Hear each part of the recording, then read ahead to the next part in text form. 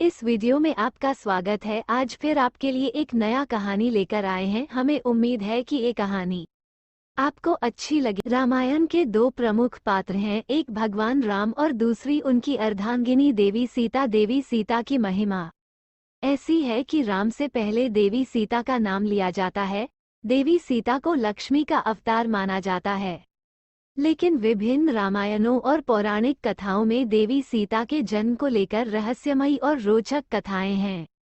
इसकी वजह ये है कि देवी सीता के माता पिता भले ही सुनैना और राजा जनक कहलाते हैं, लेकिन ये केवल इनके पालक माता पिता है।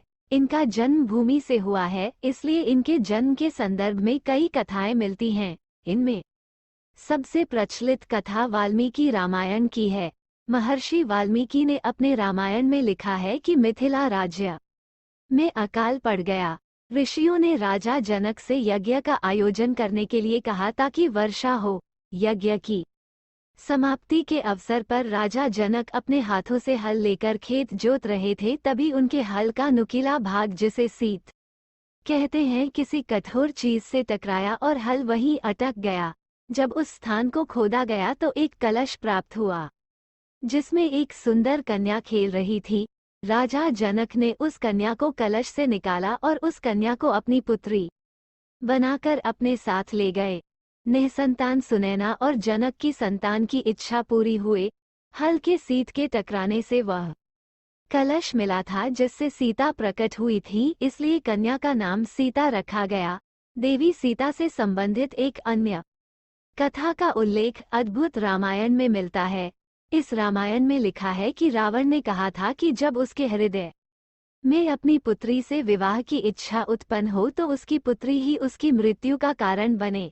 इस संदर्भ में कथा का विस्तार इस तरह मिलता है कि ग्रीष्मद नाम के ऋषि देवी लक्ष्मी को पुत्री रूप में पाने के लिए हर दिन मंत्रोच्चार के साथ कुश के अग्रभाग से एक कलश में दूध की बूंदें डालते थे। एक दिन जब ऋषि आश्रम में नहीं थे, तब रावण वहां आ पहुंचा और वहां मौजूद ऋषियों को मारकर उनका रक्त कलश में भर लिया। इस कलश को रावण महल में लाकर छुपा दिया। मंदोदरी उस कलश को लेकर बहुत उत्सुक थी कि आखिर उसमें है क्या। एक दिन जब रावण महल में नहीं था, तब चुपके से मंदोदरी ने उस कलश को खोलकर देखा। मंदोदरी कलश को उठाकर सारा रक्त पी गई, जिससे वो गर्भवती हो गई। ये भेद किसी को पता ना चले, इसलिए वो लंका से बहुत दूर अपनी पुत्री को कलश में छुपाकर मिथिला भूमि में छोड़ आई। इस तरह सीता को रावण की पुत्री बताया जाता है। देवी सीता के जन्म की तीसरी कथा वेदवती नाम की एक ब्राह्मण कन्या से संबंधित है, जिसका उल्लेख ब्रह्मवैवर्त पुराण में मिलता है। इस कथा में बताया गया है कि एक समय वेदवती भगवान विष्णु को पति रूप में पाने के लिए तपस्या कर रही थी। हिमालय पर भ्रमण करते हुए रावण की नजर वेदवती पर गई और वह कामांध हो गया। रावण ने वेदवती का हाथ पकड़ लिया और जबरन संबंध बनाना चाहा, लेकिन वेदवती ने रावण से खुद को छुड़ा लिया और पर्वत से खाई में कूद गई।